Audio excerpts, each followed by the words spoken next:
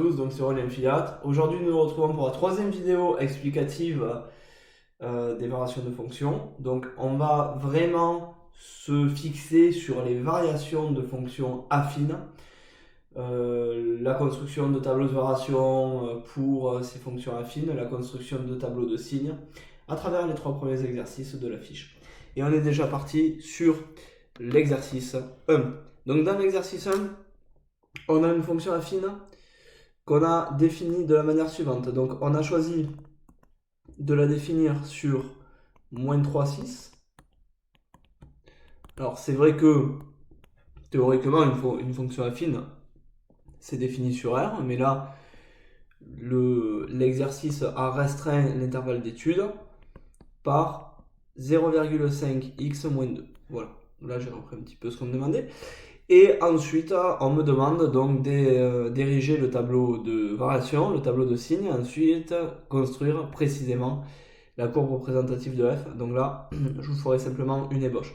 Pour le tableau de variation, on nous dit construire algébriquement. Ça veut dire qu'on va se baser sur un raisonnement algébrique, pas sur un raisonnement à l'aide d'un graphique. D'ailleurs, on nous fait simplement construire le graphique à la fin pour vérifier la cohérence de nos résultats. Donc moi, ce que je sais d'après mon cours, c'est que la seule chose qui détermine les variations d'une fonction affine, c'est son coefficient directeur. Le coefficient directeur de f, ça il faut l'écrire.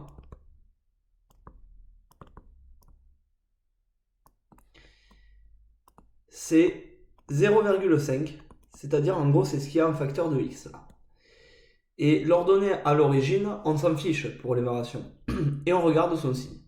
Donc on sait que c'est positif. Donc comme c'est positif, on peut déduire que f est croissante sur R. Et donc comme elle est croissante sur R, elle est aussi croissante sur notre intervalle d'étude qui est moins 3, 6.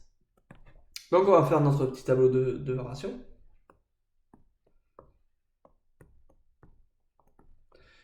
X, je vais de moins 3 à 6. Là, je vais avoir les variations de f. Je viens de dire qu'elle était croissante. Donc, flèche de croissance. Et ensuite, il me reste quand même les deux images là à calculer.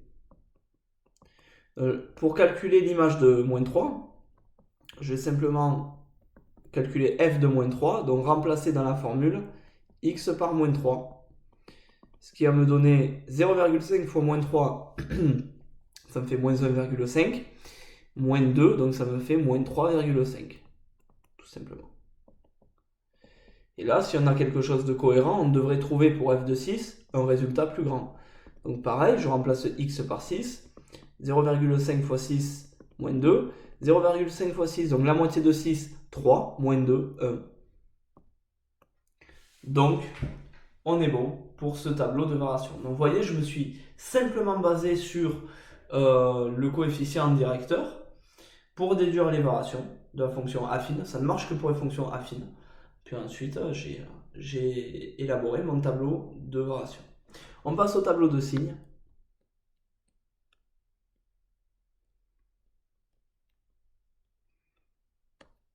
Donc concernant le tableau de signes, pour ériger un tableau de signes, il faut que je résolve l'inéquation f de x supérieur à 0, ce qui va me permettre de trouver des signes plus dans mon tableau de signes. Donc f de x est supérieur à 0, c'est la même chose que d'avoir 0,5x moins 2 supérieur ou égal à 0. C'est-à-dire 0,5x supérieur ou égal à 2. Et c'est là où le symbole d'ordre risque de changer. Je vais diviser par 0,5. D'accord? Pour isoler x. Cependant, 0,5 est positif. Donc, mon symbole d'ordre ne change pas. Et 2 divisé par 0,5, ça fait 4. Ça me dit quoi? Bon, ben, ça me permet de trouver la valeur frontière. Donc là, mon tableau de signes se construit de la manière suivante. X, donc moins 3 jusqu'à 6. Et j'ai trouvé le 4 qui est là, donc il va prendre sa place ici, qui va me permettre de faire des cases. Et ici, j'ai le signe de f de x. Donc le plus, ici, que j'ai étudié là, en résolvant l'inéquation, j'ai trouvé que le symbole d'ordre pointait vers la droite. Donc le symbole d'ordre, il vous indique où se trouve le tableau, le plus dans le tableau. Donc comme il pointe vers la droite, le plus sera vers la droite. Et donc, par déduction, le moins sera vers la gauche. Et entre les deux, quand on a changement de signe, on a un 0 qui apparaît. Voilà pour le tableau de signes de la fonction affine. Et enfin, on me demandait de construire sa courbe représentative de manière à contrôler les résultats précédents. Alors je vous fais simplement l'ébauche. Comment on construit une courbe représentative de fonction affine? Donc en fait, ici,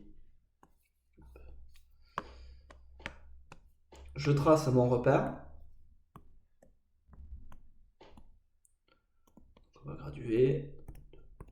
4, 5, moins 1, moins 2, moins 3, moins 4, moins 5.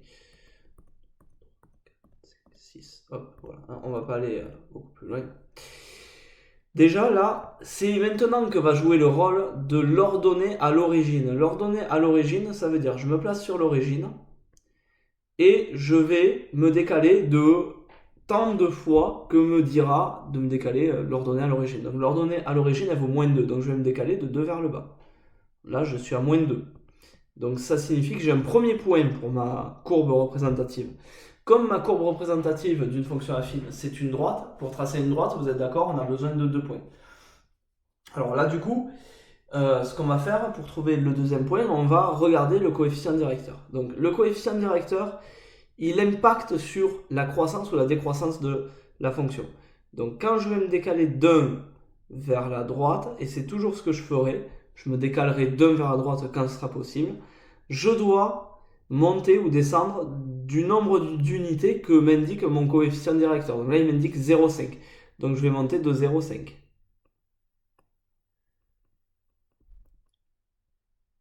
Et donc ça va me donner mon deuxième point. Alors pour être plus précis, on aurait pu tout doubler, c'est-à-dire que c'est proportionnel. Là, j'ai fait plus 1, plus 0,5. Donc si je m'étais décalé de 2 unités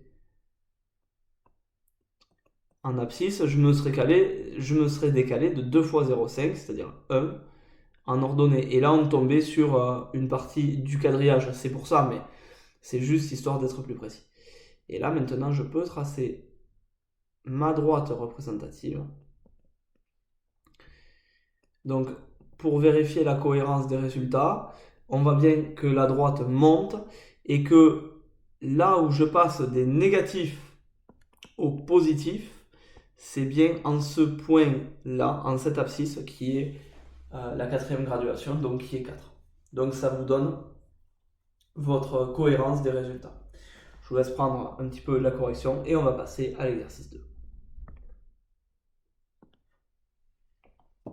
L'exercice 2, c'est sensiblement le même, sauf qu'on a changé notre fonction et on a changé notre intervalle d'étude. Donc notre intervalle d'étude, c'est moins 4, 5. Et notre fonction, c'est la fonction g qui a x associé, moins 3, x plus 5. Donc là, c'est pareil, on doit dresser algébriquement le tableau de variation. Donc je regarde le coefficient directeur. Donc le coefficient directeur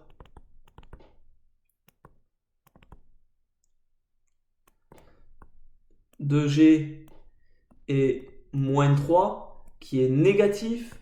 Donc comme il est négatif, g est décroissante sur R, donc sur notre intervalle d'étude, moins 4, 5. Donc je construis mon tableau de variation.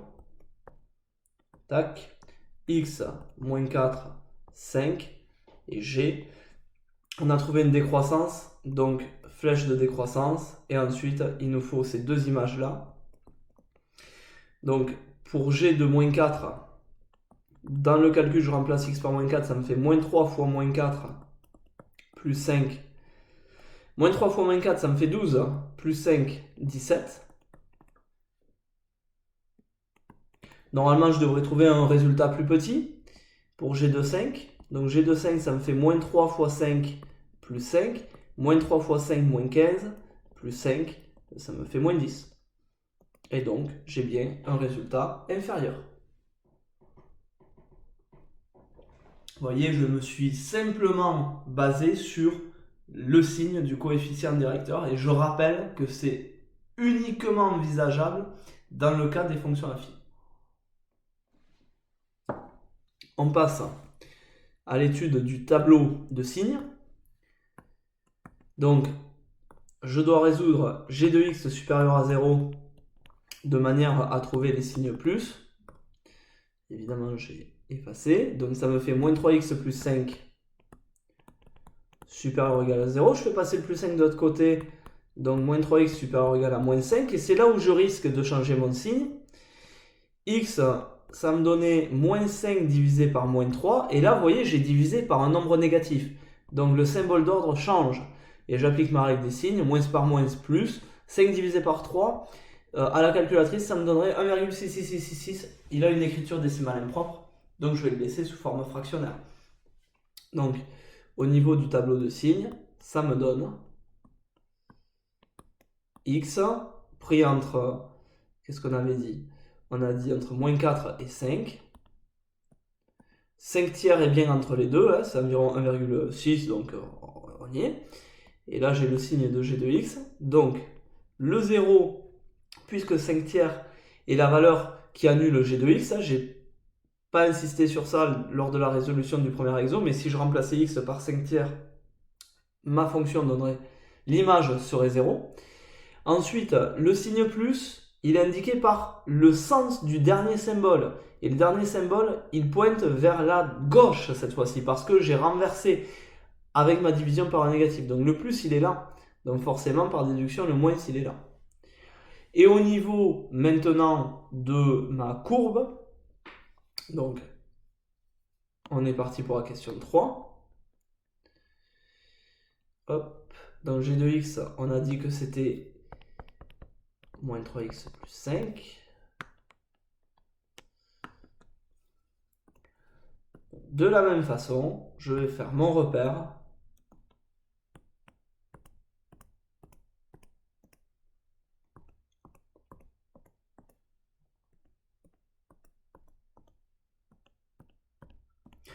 Voilà, alors, bon.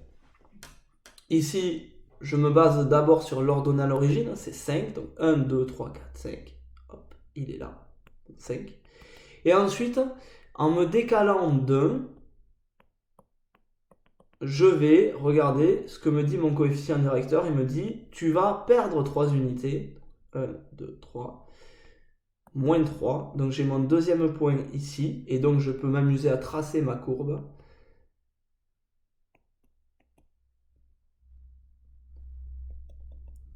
Bon, elle est un peu imprécise, hein, mais vous, à la règle, ça devrait aller beaucoup mieux. Et ici, je vois bien que d'abord, je suis dans les positifs, je suis plus haut que l'axe des abscisses, ensuite je passe dans les négatifs, donc c'est bon pour mon tableau de signes. Et là, j'ai une valeur entre 1 et 2, et en fait, c'est ma valeur 5 tiers ici. Donc, ça me conforte bien dans ce que j'ai fait pour mon tableau de signes. Et pour mon tableau de variation, on voit bien que la droite est descendante, hein, donc la fonction est décroissante. Et on passe à l'exercice 3 pour finir en beauté sur les exercices. C'est un petit peu plus compliqué parce que la question de la fonction affine, elle est un peu déguisée. Hein. Donc on a une fonction f définie sur R. Donc par f qui est x associe 9x moins 1, qu'est-ce qu'on avait dit? 4x plus 3 moins 6x plus 2 au carré. Et la première question, on va développer, je présume, on va développer. Alors, on est parti pour le développement. Qu'est-ce que je vois? Donc déjà, soit x un nombre réel. Je vois que mon développement, il va se faire en deux parties. La première partie, ça va être ici. Je vais avoir une double distributivité à faire. Et la deuxième partie, ici, que je vais mettre en rouge peut-être, voilà. Je vais avoir une identité remarquable. Alors, pour la première partie, bon, je vais tout mettre dans mes parenthèses bleues. Et ma deuxième partie, je vais mettre dans des parenthèses rouges. Voilà. On y va. 9x fois 4x. Donc 36x carré. Plus 9x fois 3. Donc plus 27x. Moins 1 fois 4x. Moins 4x. plus moins 1 fois 3, moins 3. Ça, c'est mon résultat bleu. Mon résultat rouge, c'est la première identité remarquable. Je le vois parce que j'ai un carré et dans ma parenthèse, j'ai un plus. Donc ça me fait 6x, le tout au carré. Donc ça me fait 6 au carré, 36, x carré, x carré. Plus mon double produit. 2 fois 6x, 12x, fois 2, 24x. Plus 2 au carré, plus 4. Ce que je vais faire là, je vais réduire ma première parenthèse. Le x carré, il est seul, ça me fait 36x carré. Le x, 27 moins 4, ça me fait plus 23x. Et la constante, elle est toute seule, ça fait moins 3. Et maintenant, comme je vois que j'ai un signe moins ici, je vais faire un nombre moins un autre en respectant les catégories. C'est-à-dire je vais faire mes x carré de gauche moins mes x carré de droite. Donc 36x carré moins 36x carré, il m'en reste 0. 36 moins 36, 0. Je l'écris, mais dans les faits, on aurait pu s'abstenir. Ensuite, là, j'ai 23x moins 24x. Donc, j'ai 23 euros, j'en perds 24. Donc, j'ai perdu 1 euro. Moins 1x. Moins 3, moins 4. J'ai perdu 3 euros et j'en repère 4. Donc, j'en ai 7 en moins. Donc, moins 7. Donc, ça me fait moins x moins 7. Et a priori, c'est bon, développer et réduire, ça donne ça. Quelle information sur la fonction f peut-on déduire de la question précédente? On peut déduire que, en réalité, ce qui ne semblait pas être une fonction affine est une fonction affine. Donc f est affine car de la forme f qui a x associe mx plus p. Ici, le m, ça va être moins 1 et le p, ça va être moins 7. Ok, donc là je vais garder ce résultat là parce que bon, il vaut mieux raisonner avec un résultat simple plutôt qu'avec un résultat compliqué, hein, vous en convenez bien. Et on va passer aux questions 3, 4, 5.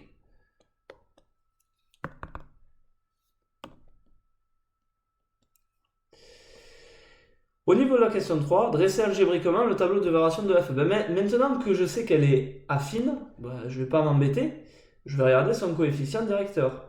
Le coefficient directeur de f est moins 1, il est donc négatif, donc f décroît sur r. Et donc pour dresser le tableau de variation, là je suis sur r, d'accord? On ne me dit pas dresse-le sur un intervalle, on me dit dresse-le sur r. Donc de moins l'infini à plus l'infini. Là j'ai ma fonction f, et je viens de dire qu'elle est décroissante, donc décroissante.